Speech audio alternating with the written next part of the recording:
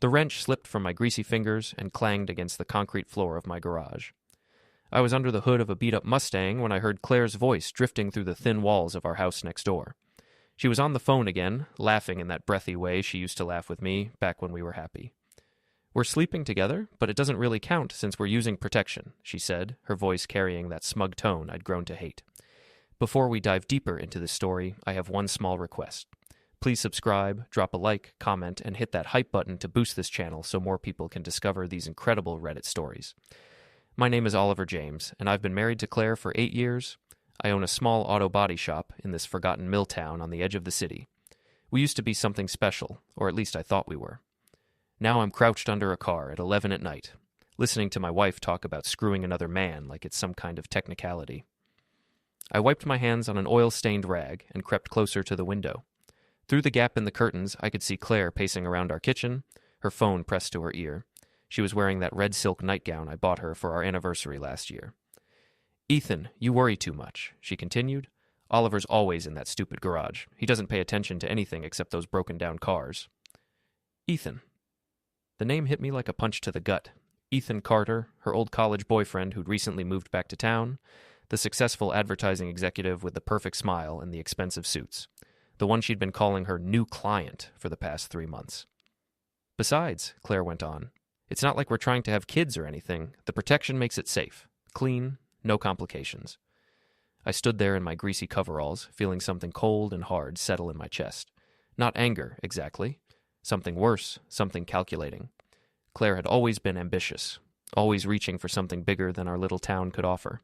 I understood that about her, even admired it. But this? This was different.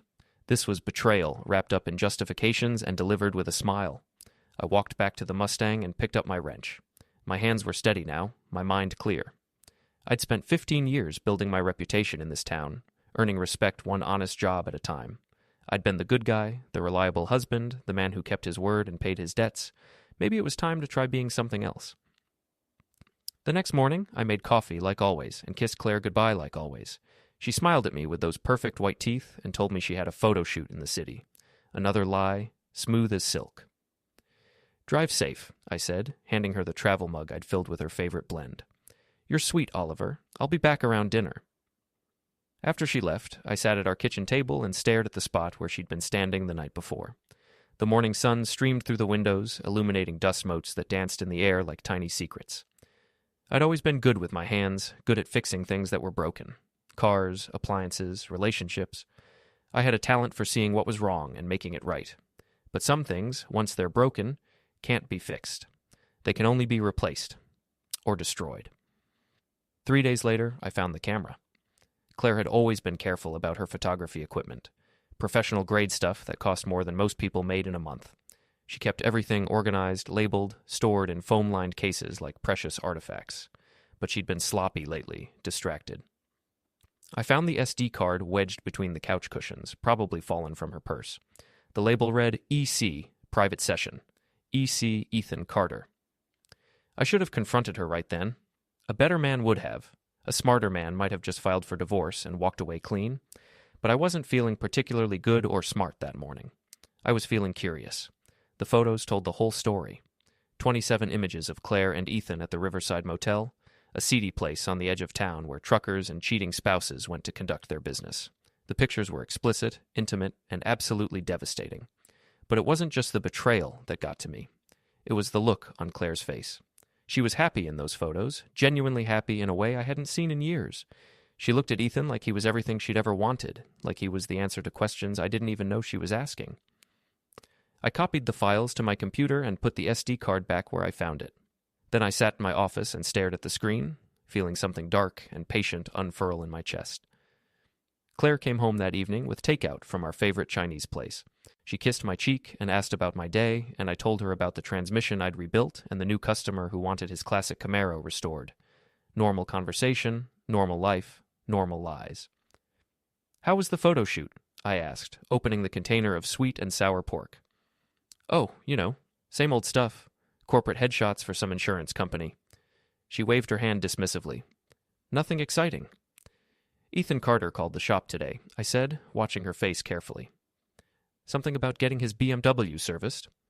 Claire's chopsticks paused halfway to her mouth. Did he? That's nice. I mean, it's good that he's supporting local businesses.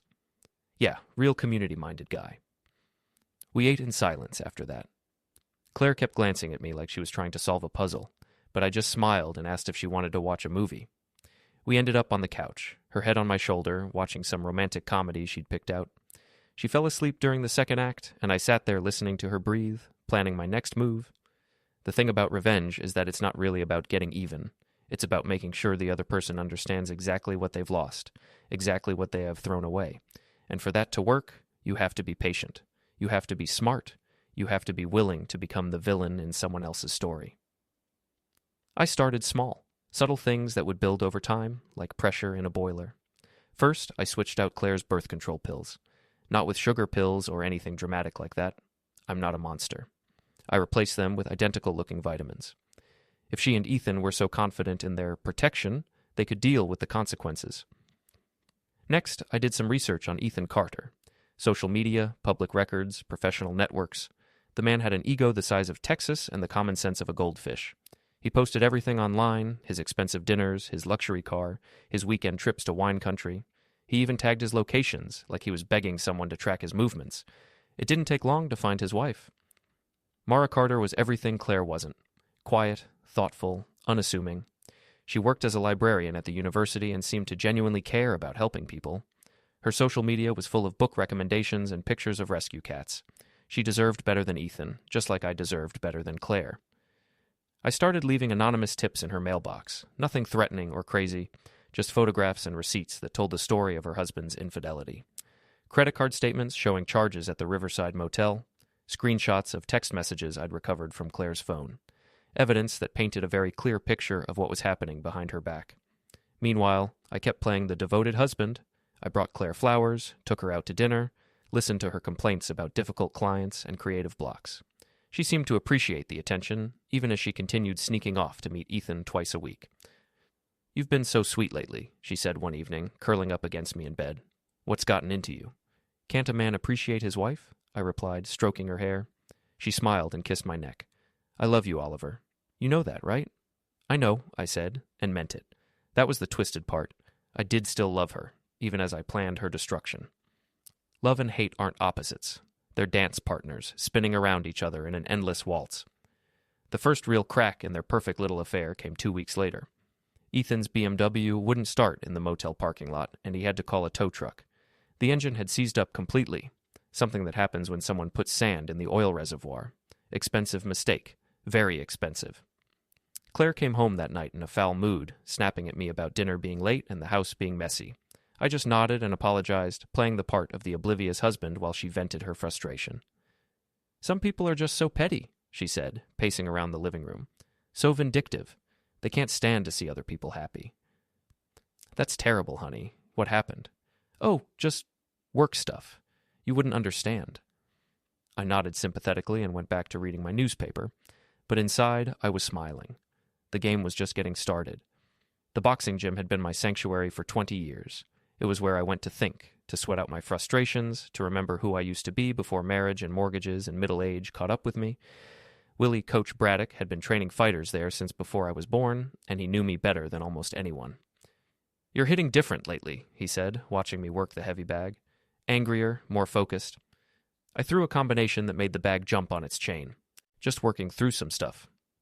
"Want to talk about it?" "Not really." Willie nodded and went back to wrapping his hands. He'd been a professional fighter once, back in the 70s, before a detached retina ended his career. Now he trained kids from the neighborhood and old guys like me who needed somewhere to channel their demons. That's when Ethan walked in. He looked completely out of place in his designer workout clothes and pristine boxing gloves. Everything about him screamed money and privilege, from his perfect teeth to his expensive sneakers. He surveyed the gym like he was thinking about buying it. "Oliver!" he called out, waving like we were old friends. "Fancy meeting you here." I unwrapped my hands slowly, taking my time. "Ethan, what brings you to this side of town?" "Thought I'd try something new. Claire mentioned you were into boxing." He grinned and flexed his shoulders. "I did some martial arts in college. Figure I could use a refresher." Willie looked back and forth between us, his weathered face creased with concern. He could smell trouble from a mile away. You want to spar? Ethan asked, bouncing on his toes. Just for fun? I looked at this man who'd been sleeping with my wife, this smug bastard who thought he could waltz into my world and play games. Sure, I said. Just for fun. Willie tried to object, but I was already pulling on my gloves. We climbed into the ring, and I could see Ethan sizing me up, probably thinking about how he was going to tell Claire about embarrassing her blue-collar husband. The first round was just feeling each other out. Ethan had some training, I'll give him that, but he fought like someone who'd learned technique without ever really getting hit. His punches were pretty but powerless, like everything else about him. The second round, I started to press. Nothing dirty, nothing that would get me in trouble, just good solid boxing that pushed him around the ring. His perfect hair got messed up. His designer shirt got sweaty. His confidence started to crack. Come on, Oliver, he panted, backing against the ropes. Take it easy.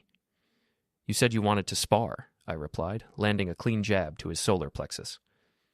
By the third round, he was done. Bent over, gasping, looking like he was going to throw up all over his expensive shoes. The other guys in the gym were watching now, some of them filming with their phones. Ethan Carter, the successful advertising executive, getting schooled by a small-town mechanic. You hit like a photographer, I said, pulling off my gloves. The video was online within an hour. Rich boy gets schooled at local gym? It got shared hundreds of times, tagged with laughing emojis and comments about karma. Ethan's humiliation was complete and very public.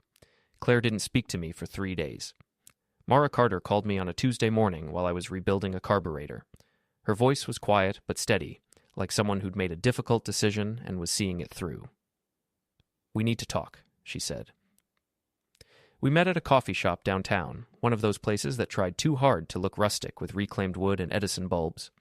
Mara looked tired but determined, like she hadn't been sleeping much lately. I know what you've been doing, she said without preamble. The anonymous tips, the evidence, thank you. I stirred my coffee and waited for her to continue. I've known about the affair for months. I hired a private investigator, gathered my own evidence, but I wasn't sure what to do with it. She pulled out a manila folder and slid it across the table. Then you started helping, and I realized we want the same thing. Inside the folder were photographs, financial records, and what looked like a private investigator's report. Ethan's infidelity was documented in excruciating detail, but there was more, much more. He's been stealing from his company, Mara explained. Padding expense accounts, billing for fake clients, skimming money from advertising budgets. I found the records hidden in his home office. I flipped through the pages, seeing a pattern of fraud that went back years. Why haven't you turned him in?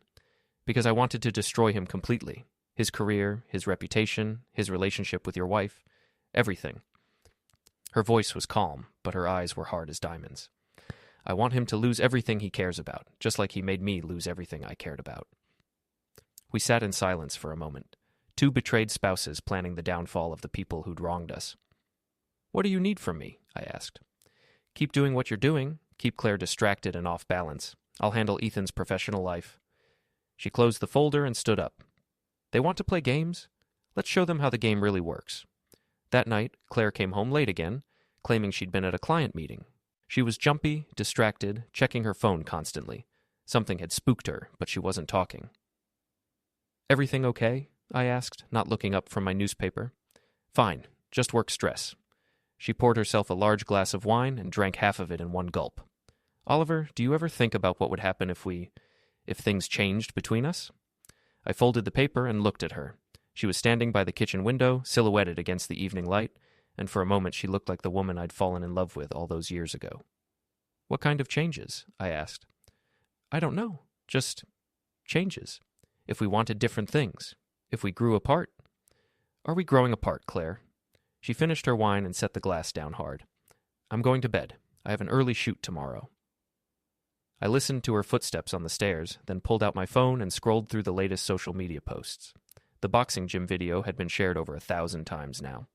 Ethan's professional reputation was taking a beating, and it was only going to get worse. Mara was right. They wanted to play games, but they'd chosen the wrong opponents.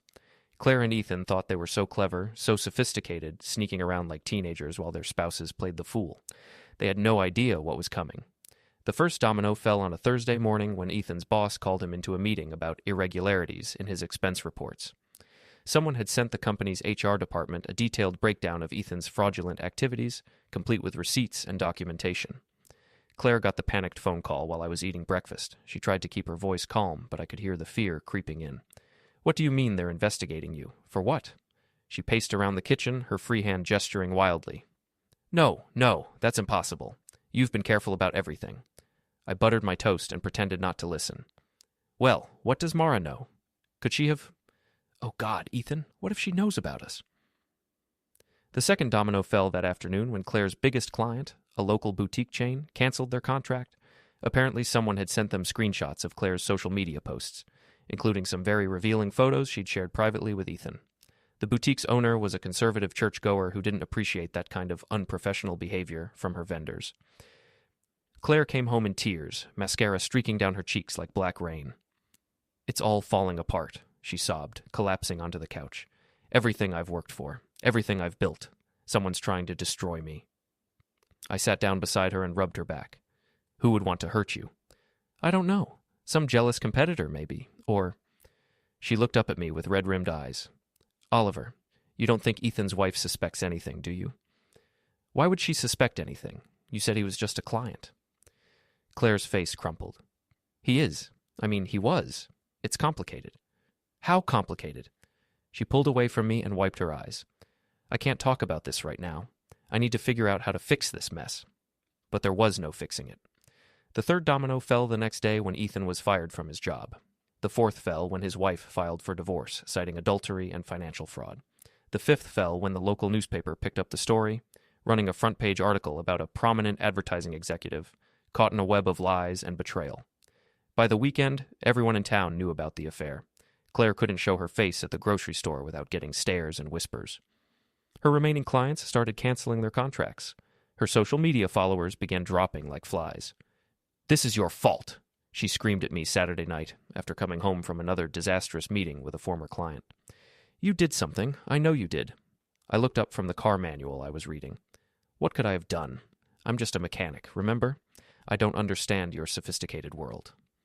Don't play dumb with me, Oliver. You're not as stupid as you pretend to be. Thank you for the compliment. She threw her purse across the room, scattering its contents across the floor. My life is ruined. Everything I worked for is gone, and you're sitting there reading about carburetors like nothing happened. Maybe you should have thought about consequences before you started sleeping with Ethan Carter. The words hung in the air between us. Claire's face went white, then red, then white again. How long have you known? She whispered. Long enough. Why didn't you say anything? I closed the manual and looked at her. Really looked at her, maybe for the first time in years. Because I wanted to see how far you'd go. How many lies you'd tell. How much you were willing to destroy for a man who hits like a photographer. She stared at me like she was seeing a stranger. Who are you? What happened to my husband? Your husband was the man who loved you enough to forgive almost anything. But he's gone now. I stood up and walked toward the stairs. You eliminated him when you decided that protection made betrayal safe. The confrontation came 3 weeks later at Riverside Park, the same place where Claire and I had our first date 15 years ago. She'd asked to meet me there, said she wanted to talk about our future. I agreed, curious to see what she had left to say. She was waiting by the old oak tree where we used to have picnics, looking small and defeated in her designer coat. The confidence was gone, replaced by something desperate and hollow. I'm pregnant, she said without preamble. I studied her face, looking for tells. She was lying, of course. The birth control switch had been a bluff. I'd actually replaced her pills with identical contraceptives from a different manufacturer. But she didn't know that. Congratulations, I said. Is it mine or Ethan's? It's yours. It has to be yours. Her voice was shaky, uncertain. Oliver, I know I made mistakes. Terrible mistakes. But we can fix this. We can start over. Like you and Ethan were going to start over. With the money you've been siphoning from our joint accounts. Her face went pale. How did you... Bank statements are public record when you know where to look. $50,000, Claire. $50,000 moved to a private account with both your names on it. I pulled out a manila folder, similar to the one Mara had shown me. You were going to leave me broke and alone while you ran off with your lover. That's not... It wasn't supposed to happen like that. How was it supposed to happen? You'd divorce me, take half of everything I'd built, and ride off into the sunset with Prince Charming? I opened the folder and showed her the first photograph. Except Prince Charming is broke now, unemployed. His wife took everything in the divorce, and he's facing criminal charges for embezzlement. Claire looked at the photos of her and Ethan at the motel, her face crumbling with each image. "Where did you get these?" "You dropped the SD card 3 months ago. I've been planning this conversation ever since." "You've been planning this? All of it? Ethan's job, my clients, the newspaper article?" "Not all of it. Mara Carter helped with the professional destruction. Turns out betrayed spouses make excellent allies when they want the same thing." I closed the folder. "You thought you were so clever, Claire. So sophisticated. Using protection so it didn't really count. Sneaking around like teenagers. Making plans for your new life." "Oliver, please. I know I hurt you, but you didn't just hurt me. You tried to destroy me. Financially, emotionally, socially. You were going to take everything and leave me with nothing." I stepped closer, and she backed against the tree. "So I decided to return the favor." "What do you want? Money? I'll give you back every penny." "I don't want your money, Claire. I want you to understand what you've lost, what you threw away for a man who couldn't even fight his way out of a paper bag." She started crying then, real tears that smeared her makeup and made her look older, smaller, broken. "I'm sorry. I'm so sorry. I never meant for it to go this far." "Yes, you did. You meant every lie, every betrayal, every plan to leave me behind. The only thing you didn't mean was getting caught." I turned to walk away, but she grabbed my arm. "What happens now? What happens to us?" I looked down at her hand on my sleeve, then back at her tear-stained face. "There is no us, Claire. There hasn't been for a long time. You made sure of that when you decided protection made betrayal safe. But the pregnancy? There is no pregnancy. I switched your pills back months ago, after I realized what you were planning. Just another lie in a long chain of lies." Her hand fell away from my arm. "You bastard!" "Yes," I said. "I am. You made me one. Congratulations on your achievement." I walked away then, leaving her alone by the oak tree where we used to dream about our future together. Behind me, I could hear her sobbing, but I didn't look back. There was nothing left to see. 6 months later, I was in my garage working on a 1967 Camaro when Mara Carter stopped by. She looked different, lighter somehow, like she'd been carrying a heavy weight and finally set it down. "How are you holding up?" she asked, admiring the car's restored engine. "Can't complain. Business is good. Turns out surviving a public scandal makes you either a pariah or a folk hero. In this town, I got lucky." She laughed. The wronged husband who fought back. A very appealing narrative. "What about you? How's the divorce settlement treating you?" "Better than expected. Ethan didn't have much left to take, but I got the house and his pension. The criminal charges are still pending, but his lawyer thinks he'll get probation and community service." She ran her finger along the Camaro's fender. "Claire moved to the city, I heard." "Last month. Got a job at some discount photography studio. Pays about a quarter of what she used to make." "Do you miss her?" I considered the question while I adjusted the carburetor. "I miss who I thought she was, but that person was probably never real to begin with." "Any regrets?" "About destroying her life? No. She made her choices, and I made mine. The only difference is that mine worked out better." Mara nodded and headed toward the door. "Take care of yourself, Oliver. You deserve better than what she gave you." After she left, I went back to work on the Camaro. It was a beautiful machine, all power and precision, built to last. Someone had treated it badly for years. Neglect, poor maintenance, wrong parts. But with patience and skill, it could be restored to something magnificent. That evening, I drove the finished car out to Riverside Park and parked by the old oak tree. The sun was setting, painting the sky in shades of orange and red. I sat on the hood and watched the light fade, thinking about choices and consequences, about love and revenge, about the difference between justice and satisfaction. My phone buzzed with a text message. A new customer wanting a quote on restoring a classic Mustang. Business was booming, my reputation was solid, and my life was finally my own again. Claire had said protection made betrayal safe, that it didn't really count if you were careful about it. She was wrong, of course. Everything counts. Every choice, every lie, every moment when you decide who you're going to be. I'd chosen to be the villain in her story, and I'd played the part perfectly. But in my own story, I was something else entirely. I was the man who fought back, who refused to be destroyed, who turned the tables on the people who'd tried to break him. I was the man who'd finally learned how to throw a knockout punch. I started the Camaro and drove home through the quiet streets of my small town, past the boxing gym where I'd humiliated Ethan, past the coffee shop where Mara and I had planned our revenge, past the house where Claire and I had built our marriage on lies and false promises. The garage was waiting for me, full of broken things that could be fixed and broken things that couldn't. I knew the difference now, and I knew which category my marriage had fallen into. Some things, once they're destroyed, can never be repaired. They can only be replaced with something better, something stronger, something that won't break the next time life throws a punch. I pulled into my driveway and sat in the car for a moment, listening to the engine's perfect rhythm. Tomorrow there would be more work, more customers, more chances to take something broken and make it whole again. But tonight, I was exactly where I belonged, exactly who I was meant to be. The wronged husband who'd refused to stay down, who'd gotten back up and thrown the punch that ended the fight. Claire had been right about one thing. Protection had made it safe. My protection, my planning, my willingness to become the villain in someone else's story so I could be the hero in my own.